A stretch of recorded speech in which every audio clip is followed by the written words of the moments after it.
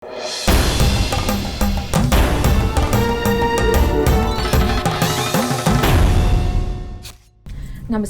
అష్టాదశ శక్తిపీఠాల ప్రత్యేక కార్యక్రమానికి స్వాగతం. సో ఈ అష్టాదశ శక్తిపీఠాల్లో ఈ 18 శక్తిపీఠాల గురించి, ఒక్కొక్క శక్తిపీఠం గురించి మనం ఈరోజు తెలుసుకుందాం. ఈరోజు మనతో పాటు స్టూడియోలో ఉన్నారు వ్యాసోజ్వల గోపీకృష్ణ శర్మ గారు, వేదవారిధి యాగానుష్ఠాన ధురీన మనతో పాటు ఉన్నారు గోపీకృష్ణ శర్మ గారు. వారి మాటలో ఈ 18 అష్టాదశ శక్తిపీఠాల గురించి ఒక్కొక్క దాని గురించి విశేషత గురించి కూడా తెలుసుకుందాం. నమస్తే. శ్రీమాత్రే నమః. సో ఈ అష్టాదశ శక్తిపీఠాల గురించి మొదటిగా మనం మాట్లాడుకుంటే ప్రతిదీ చాలా పవర్ఫుల్, ప్రతి ఒక్క అష్టాదశ శక్తిపీఠం కూడా. కానీ అష్టాదశ శక్తిపీఠాల గురించి కూడా చాలా విభిన్న రకాలుగా మాట్లాడుతుంటారు. 18 ఉన్నాయంటారు, 51 అంటారు, 52 అంటారు, 108 అంటారు. సో దీని గురించి మొదటిగా వివరించే ముందు ఈ అష్టాదశ శక్తిపీఠాల ఒక స్తోత్రంతో మొదలు పెడదాం. సర్వమంగళ మాంగళ్యే శివే సర్వార్థ సాధికే శరణ్యే త్ర్యంబకే గౌరీ నారాయణి నమోస్తుతే.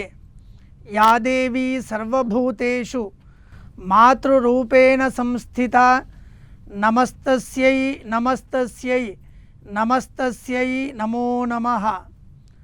మొదలుగా ఈ అష్టాదశ శక్తిపీఠాలను గురించి మాట్లాడుతూ అష్టాదశ శక్తిపీఠాలు ఎలా ఉద్భవించాయి, దానికి గల కారణాలు ఏంటివి మొదలుగా తెలుసుకుందాం. దానిలో భాగంగానే అష్టాదశ శక్తిపీఠాలు ఉద్భవానికి కారణం, మన సనాతన ధర్మంలో ఏదైనా ఉద్భవించే ముందు దానికి విశేషమైన కారణం ఒకటి ఉంటుంది. కారణం లేనిది ఏ పని కూడా కాదు. ప్రతి దానికి ఒక కార్యానికి ఒక కారణం ఉంటుంది. ఆ కారణం ఏంటి అనగా ఈ 18 శక్తిపీఠాలు ఉద్భవం జరిగాయి. ఈ జరగడానికి కారణం మొదలుగా చిన్నగా పురాణం తెలుసుకుందాం, ఎలా ఉద్భవించాయి అని. దానికి మొదలుగా దక్ష ప్రజాపతి అని ఒక పెద్ద ఆయన ఉండేవారు, మహర్షి. ఆయన బ్రహ్మ కుమారుడు. ఆయన ఒక యాగం తలపెట్టాడు.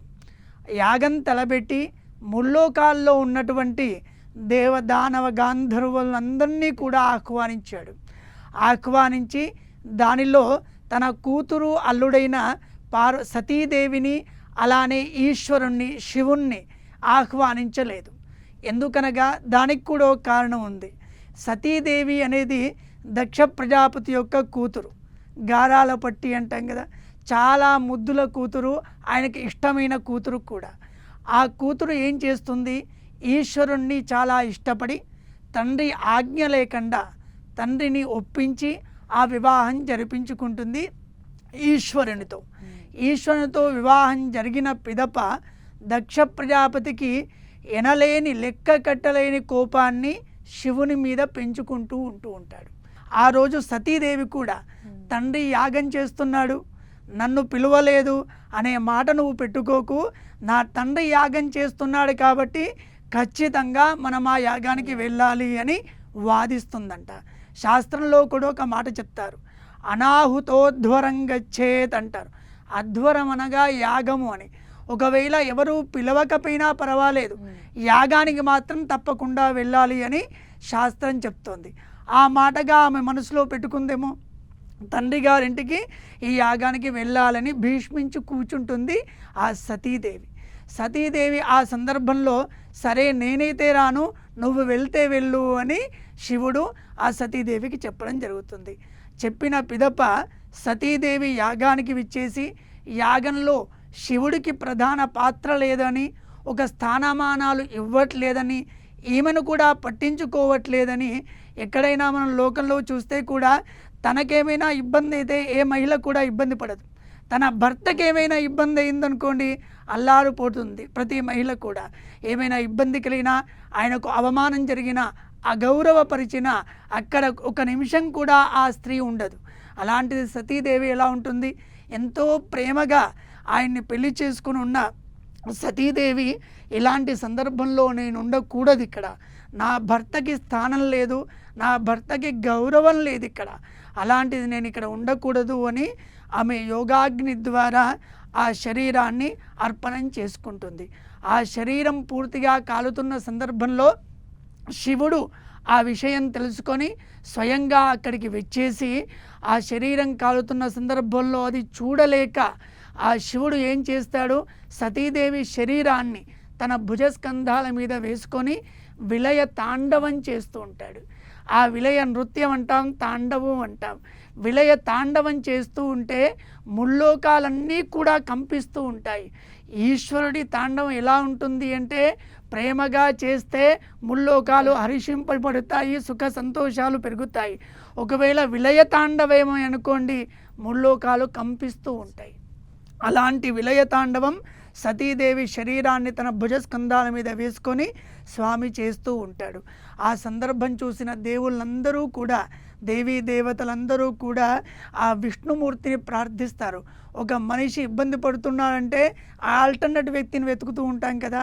ఎవరైనా మనల్ని ఇబ్బంది పెడుతున్నాడు అనుకోండి, మనకి ఇబ్బంది కలుగుతుంది అనుకోండి, అలాంటి ఉన్నతమైన వ్యక్తిని ఇంకొకరిని మనం సంప్రదిస్తాం లోకంలో.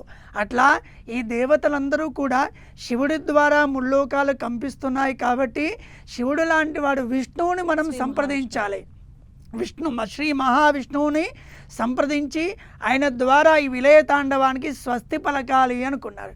అప్పుడు మహావిష్ణువును ప్రార్థించగా మహావిష్ణువు ప్రత్యక్షమయ్యి సతీదేవి యొక్క శరీరాన్ని తన సుదర్శన చక్రంతో ఖండింపజేస్తాడు. అవి 18 ముక్కలయ్యి ఈ భూభాగం పైన ఒక్కొక్క ప్రాంతంలో పడతాయి. ఆ ఒక్కొక్క ప్రాంతంలో పడ్డ 18 ముక్కలే, ఆ శరీర భాగాలే ఈరోజు శక్తిపీఠాలుగా మనం చూస్తూ ఉన్నాం.